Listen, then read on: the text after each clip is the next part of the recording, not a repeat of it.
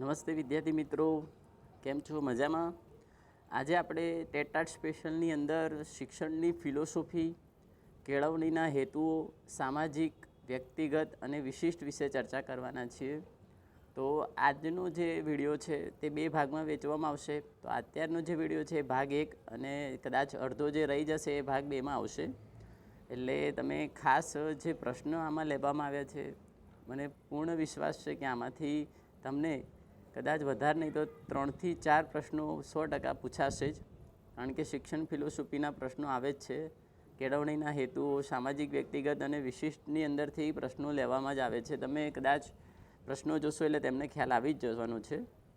તો તમે પહેલો જ પ્રશ્ન જોઈ શકો છો કે માનવીની સંપૂર્ણ વ્યક્તિમતાનું પ્રગટીકરણ એટલે કેળવણી. આ વ્યાખ્યા કોને આપી હતી? તો તમે ટેટાટના પેપરમાં જોશો આ પ્રશ્ન પૂછાયેલો જ છે. તો તેનો જવાબ છે સ્વામી વિવેકાનંદ. ત્યારબાદ શિક્ષણ માણસને આત્મવિશ્વાસુ અને વિશ્વાસી બનાવે છે. આ વ્યાખ્યા શામાં છે? તો આ વ્યાખ્યા ઋગ્વેદમાંથી લેવામાં આવી છે. મિત્રો ખાસ યાદ રાખજો. હું કદી શીખવતો નથી, હું એવા સંજોગો પેદા કરું છું જેમાં વિદ્યાર્થીઓ શીખે છે. આ વિધાન કોનું છે? તો આ વિધાન આઇન્સ્ટાઈને આપ્યું છે. આ પણ પરીક્ષામાં પૂછાયેલું છે. ત્યાર પછી જીવનના અંધકારમાં પ્રકાશના કિરણો ફેલાવે તે કેળવણી. આ વ્યાખ્યા કોની છે? તો H.G. Wells. આ પણ પરીક્ષામાં પૂછાયેલો છે. એટલે આ બી ખૂબ મોસ્ટ આઈએમપી છે.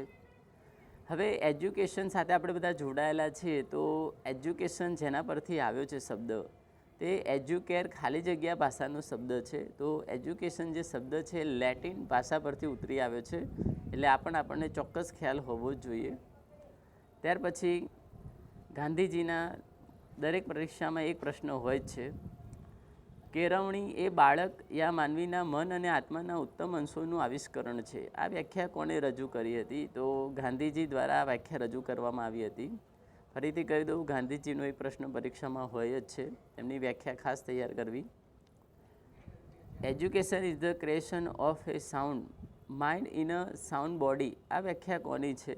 તો આ વ્યાખ્યા એરિસ્ટોટલ દ્વારા આપવામાં આવેલી હતી. ત્યાર પછી છે કેળવણીની પ્રક્રિયા. તો જ્ઞાનોપાર્જન કરે છે. કેળવણીની પ્રક્રિયા આપણને જ્ઞાન આપવામાં શું કરે છે? મદદ કરે છે. ત્યાર પછી શિક્ષણવિદ જ્હોન ડુએ કેળવણીની પ્રક્રિયાને કેવી ગણાવી છે?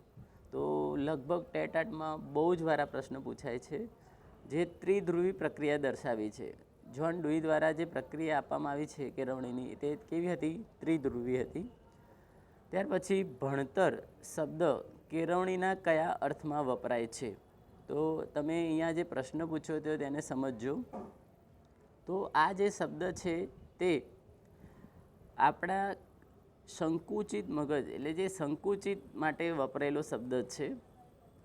ત્યાર પછી કહે છે કયા શિક્ષણ શાસ્ત્રીએ દુનિયામાં પહેલ વહેલી શાળાની સ્થાપના શિક્ષણ જગતને ક્રાંતિ ગણાવી છે? તો હતા એરિક એરિબ. નામ વિચિત્ર છે, થોડું યાદ રાખજો. એરિક એરિબ. આવી લાઈનો પણ પરીક્ષામાં આવી શકે છે. કેળવણીના અર્થમાં કેળવણી એટલે જ માનવ અને માનવ સમાજનું નિર્માણ. આ શબ્દ કોને ઉચ્ચાર્યો હતો? તો ડૉક્ટર રાધાકૃષ્ણ દ્વારા ઉચ્ચારવામાં આવ્યો હતો. આ બી એક અગત્યની વ્યાખ્યા છે અથવા લાઈન છે. તાલીમ સાથે નીચેના પૈકી કયું વિધાન અસંબંધિત છે? તો નિશ્ચિત સમય કે અભ્યાસક્રમ હોતા નથી. તો આ અસંમત છે. સકલ્પના એટલે શું? તો સકલ્પના એટલે આપણા વિચારો અથવા આપણા ખ્યાલો તરીકે ઓળખાય છે. ત્યાર પછી મિત્રો વર્તમાન સમયમાં ભણતર શબ્દનો સામાન્ય અર્થ શું થાય છે? તો અત્યારે તમે જુઓ છો પ્રાથમિક શાળામાં વાંચન, લેખન અને ગણન ઉપર વધારે ભાર મૂકવામાં આવ્યો છે. તો વર્તમાન સમયમાં ભણતર શબ્દનો અર્થ થાય છે વાંચન, લેખન અને ગણન.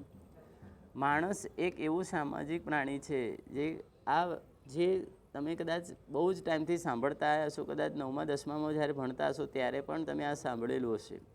તો માણસ એક જ એવું પ્રાણી છે જેને કેળવી શકાય છે, કારણ કે એ સામાજિક પ્રાણી છે. તો આ વિધાનના પ્રણેતા કોણ હતા? તો આ વિધાન કહેનારા હતા મનુભાઈ પંચોળી.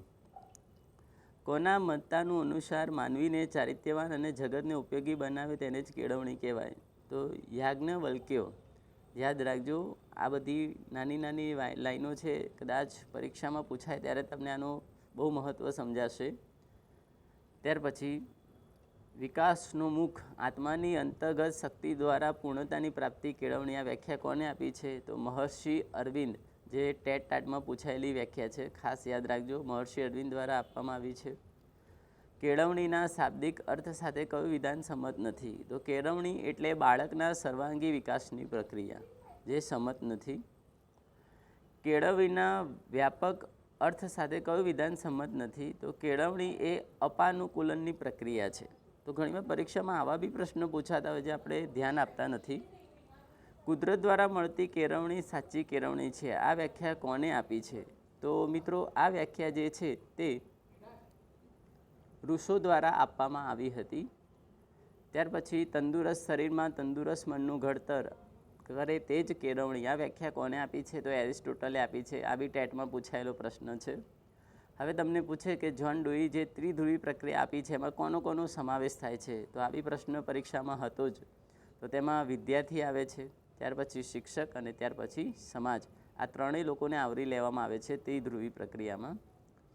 યુનેસ્કોના આંતરરાષ્ટ્રીય શિક્ષણ આયોગે 1986માં કેળવણી માટેના કેટલા મુદ્દે જાહેર કર્યા છે? તો તેમાં 9 મુદ્દાઓ જાહેર કરવામાં આવેલા છે.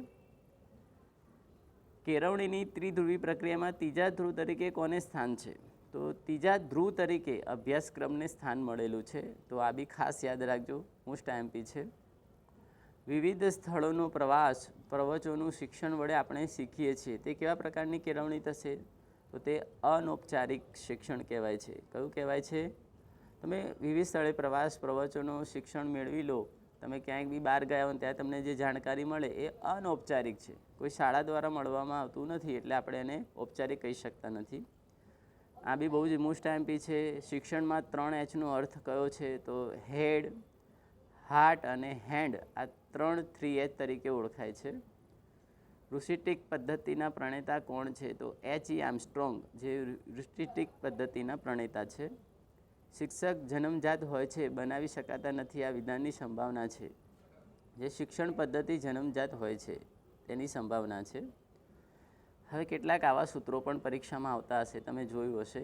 સરળ પરથી સંકુલ તરફ જવું, ઉદાહરણ આપો. તો સરળમાંથી સંકુલ તરફ જવા માટેનું ઉદાહરણ, બેસ્ટ ઉદાહરણ છે. ગુણાકાર શીખવતા પહેલાં આપણે એને સરવાળા શીખવવા પડે છે. ગણિતના જે શિક્ષક મિત્રો છે આ વસ્તુ સરળતાથી જાણે છે. સરળ પરથી સંકુલ તરફ જવા માટેનું બેસ્ટ ઉદાહરણ છે. ગુણાકાર શીખવતા પહેલાં સરવાળા શીખવવા જોઈએ. ત્યાર પછી મૃત પરથી અમૃત તરફ જવું, ઉદાહરણ આપો. આ પણ પરીક્ષામાં પૂછાયેલું છે.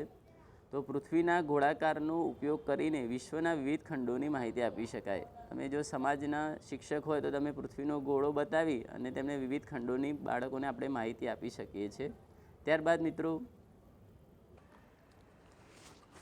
સમગ્ર પરથી અંશ તરફ જવું સૂત્રનું ઉદાહરણ ઓળખો.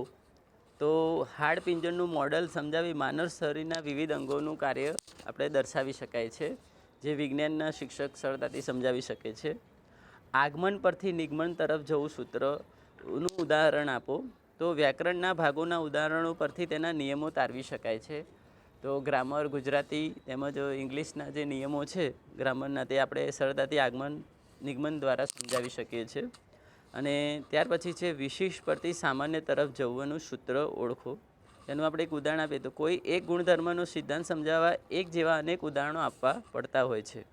તો મિત્રો આ જે સૂત્રો છે 6 થી 7 જે તમને કીધા છે, લગભગ એક સૂત્ર પરીક્ષામાં હોય અને કદાચ એક કરતાં વધારે પણ હોય છે, પણ એક તો હોય જ છે, એટલે આ પણ ખાસ કરી લેજો.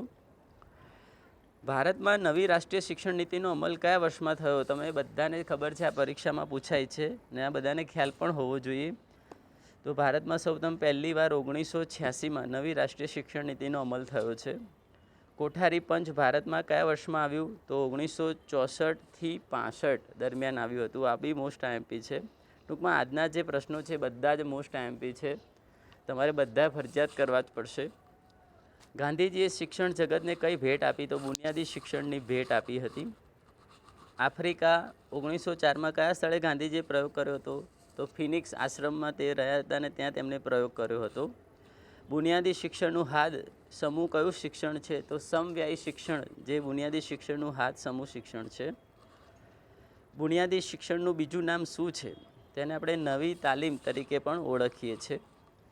21મી સદીના શિક્ષણ માટેની વિચારણા કરવા માટે કયા પંચે કહ્યું છે કે learning the treasure with in, એટલે કે શિક્ષણ ભીતરનો ખજાનો છે.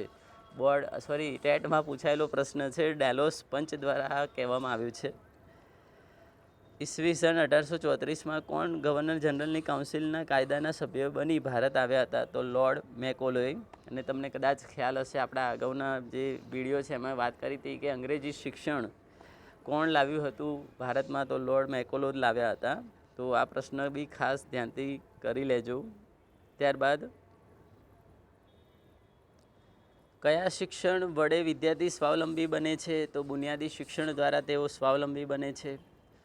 મેકોલોય શિક્ષણમાં કઈ ભાષાની અવગણના કરી? તો માતૃભાષાની અવગણના કરી. પરંતુ હાલ ગાંધીજી દ્વારા એવું કહેવામાં આવ્યું હતું કે દરેક બાળકને પોતાને માતૃભાષામાં જ ભણાવવા જોઈએ. એટલે તમે પણ તમારા બાળકોને માતૃ જ ભાષામાં ભણાવજો. કયું શિક્ષણ જન્મથી મૃત્યુ સુધી ચાલે છે? તો અનૌપચારિક શિક્ષણ. અનૌપચારિક એટલે કે આપણે શાળામાં જવાનું હોતું નથી. શાળામાં જઈને ભણીએ તો ઔપચારિક છે, પરંતુ જ્યાંથી તમને અનુભવ દ્વારા શીખવા મળે છે તે અનૌપચારિક શિક્ષણ છે. મુછાળી માનું બિરુદ કોને આપવામાં આવ્યું હતું? ઘણીવાર પરીક્ષામાં પૂછાઈ ગયું છે. ગીજુભાઈ બધેકાને આપવામાં આવ્યું છે. ગીજુભાઈનો એક પ્રશ્ન પરીક્ષામાં હોય છે, ધ્યાન રાખજો. ગીજુભાઈના શિક્ષણ દર્શન પર કોની અસર પડી હતી? તો મોન્ટેસરીની અસર એમના ઉપર પડી હતી. જોન ડ્યુરીની શિક્ષણ જગતને ઉત્તમ ભેટ કઈ છે? તો આ પ્રશ્ન પરીક્ષામાં પૂછાયો હતો ટેટમાં. પ્રોજેક્ટ પદ્ધતિ. કઈ પદ્ધતિ? પ્રોજેક્ટ પદ્ધતિ. શિક્ષણમાં બાળ સાહિત્યના બ્રહ્મા તરીકે કોણ જાણીતું છે? તો આ બી બહુ જ ઇમ્પોર્ટન્ટ છે, ગીજુભાઈ બધેકા, જે તમને ખાસ ખ્યાલ હોવો જ જોઈએ. ત્યાર પછી કીડરગાર્ટન શિક્ષણ પ્રણાલીના પ્રણેતા કોણ છે? તો ફ્રેડરિક ફોબેલ છે. કોણ છે? ફ્રેડરિક ફોબેલ. ભારતે શિક્ષણ નીતિનો સ્વીકાર કયા વર્ષમાં કર્યો? તો 1986માં કર્યો હતો. ભારતમાં કયા રાજ્યમાં શિક્ષણનો ડ્રોપ આઉટ રેશિયો વધારે છે? તો બિહારમાં સૌથી વધારે જોવા મળે છે. ત્યાર પછી વિશ્વ પુસ્તક દિવસ ક્યારે મનાવાય છે? તો કદાચ આ પ્રશ્ન તો તમને ખ્યાલ જ નહીં હોય કે ક્યારે મનાવવામાં આવે છે. 23મી એપ્રિલે મનાવવામાં આવે છે, યાદ રાખજો. ભારતીય વિદ્યાપીઠના સ્થાપક કોણ છે? તો કનૈયાલાલ મુનશી છે. નિરંતર શિક્ષણની સહકલ્પનાનો ઉદ્ભવ ક્યાંથી થયો? તો અમેરિકામાંથી થયો છે. એડ્યુસેટ શું છે? તો એક આપણો શિક્ષણ ઉપગ્રહ છે. આ ખાસ યાદ રાખજો, એડ્યુસેટ વિશે પણ પરીક્ષામાં પૂછાય છે. માઇક્રો ટીચિંગનો એક પ્રશ્ન હોય જ છે. તો માઇક્રો ટીચિંગનો ખ્યાલ પહેલી વાર ક્યારે ઉદ્ભવ્યો હતો? તો 1961માં ઉદ્ભવ્યો હતો. માઇક્રો ટીચિંગ શબ્દનો સૌપ્રથમ કોણે પ્રયોગ કર્યો? તો ડ્વાઇટ એલન દ્વારા. આ પણ બહુ જ મોસ્ટ આઈએમપી પ્રશ્ન છે. Micro teaching is a scaled down sample of technique. આ વ્યાખ્યા કોની છે? તો મેરે આ વ્યાખ્યા આપી છે.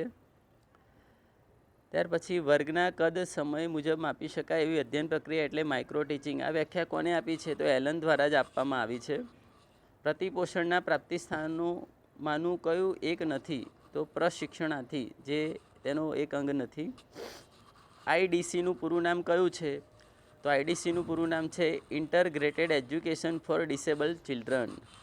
ઈસવીસન 1999થી આઈડીસીનું સંચાલન કઈ સંસ્થા કરે છે? તો જીસીઆરટી દ્વારા તેમનું સંચાલન કરવામાં આવે છે. મિત્રો, તો આજના જે શિક્ષણ ફિલોસોફીના જે પ્રશ્નો છે, લગભગ તમે ટેટના પેપર ખોલીને જોશો, જૂના પેપરો, તો તેમાંથી તમને આ જ પ્રશ્નો બધા જોવા મળશે. એટલે મિત્રો, આ પ્રશ્નો ખાસ કરજો. હજી પણ હું એનો એક બીજો ભાગ, હજી આપણા આમાંથી થોડા પ્રશ્નો છે, એનો બીજો ભાગ તમને કદાચ કાલે નવો જે વિડીયો આવશે તેમાં આપી દઈશું. બરાબર? તો આ પ્રશ્નો પહેલાં તૈયાર કરજો ખાસ. તો હવે આપણે નેક્સ્ટ લેક્ચરની અંદર મળીશું. ત્યાં સુધી આવજો.